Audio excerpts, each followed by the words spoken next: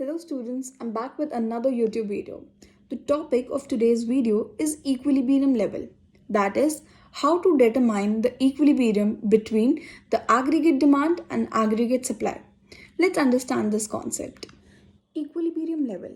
So this level is determined where my aggregate demand is equals to aggregate supply.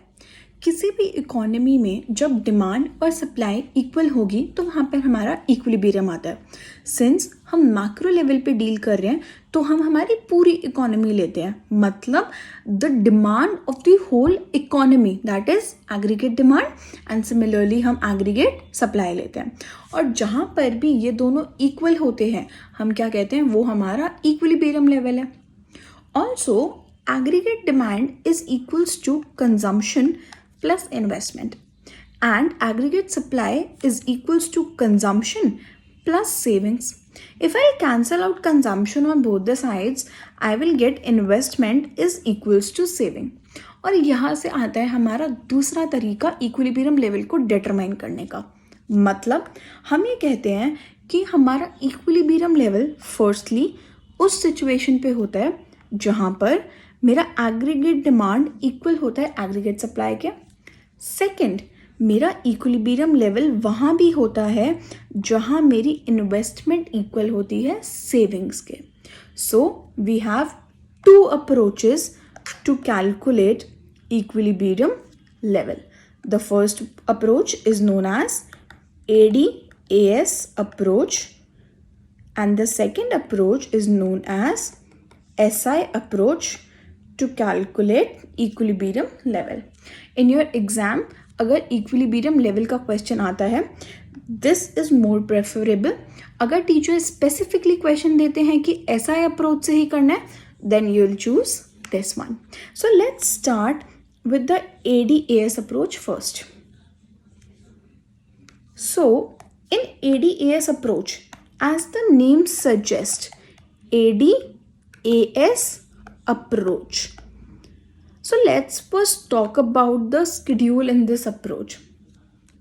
तो अगर हम schedule बनाएंगे, हमने हमेशा से एक ही चीज़ याद करी है, इनकम हम कितनी लेते हैं, 0, 100, 200, 300, 400, 500 and 600. What about our consumption? We start our consumption with 40 and we take it at a gap of 80. So 80 plus 40, that is 120. Then we have 200. Then we have 280, 360, 440 and 520. What about investment? We know that the investment is constant at 20, 20, 20, 20, 20, 20. Now, the problem is that which all things we should include in the schedule. हम AD और AS की बात कर रहे हैं, तो मुझे AD चाहिए अपने स्केड्यूल में और मुझे AS चाहिए अपने स्केड्यूल में. AD मैं कैसे निकाल सकती हूँ? I can calculate AD by using the formula C plus I. तो C और I को प्लस कर दो, AD आ जाएगा. 40 plus 20 that is 60. 120 plus 20 140, 220, 300, 380, 460 and 540.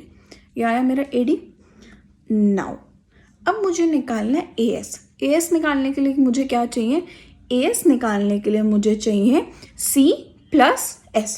C मैंने ऑलरेडी निकाल लिया, अब मैं निकालती हूँ सेविंग्स. अगर मेरी इनकम है 0 तो मेरी कंजम्पशन है 40, यानी कि मेरी सेविंग्स कितनी है, -40. That is income minus consumption. ये मेरी टोटल इनकम है, इसमें से मैं कितना कंज्यूम करती हूँ, मैं कितना सेव करती हूँ.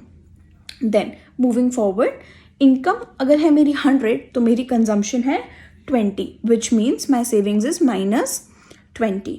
Then we have 0, 20, 40, 60 and 80. Now, how do I calculate aggregate supply? Aggregate supply is calculated using the formula C plus S. C is 40 and S is -40. So aggregate supply here will be nothing. Then 120 minus 20, that's 100, or I can write this as 0. Then we have 200 plus 0, that is 200, 300, 400, 500, 600. Do you remember another formula for AS? AS is also equals to income. So instead of writing S, what we can do is we can directly write Y as AS. देखो दोनों same है, Y भी 0 से 600 है, AS भी 0 से 600 है. But it's advisable कि हम ये पूरा स्केड्यूल पेपर में बना कर आएंगे. अब हम इसका डायग्राम प्लॉट करते हैं. इस स्केड्यूल में से हमारे लिए काम की चीज़ें कौन सी हैं? मेरे लिए इसमें से जो काम की चीज़ें हैं वो है AD और AS, क्योंकि हम इक्विलिब्रियम निकाल रहे हैं किसका? AD और AS का. चलो लेट्स मेक इट नाउ. अब AS कैसे प्लॉट होता है? AS is a straight line 45 degree के एंगल पे बनती है, and AD is an upward sloping straight line.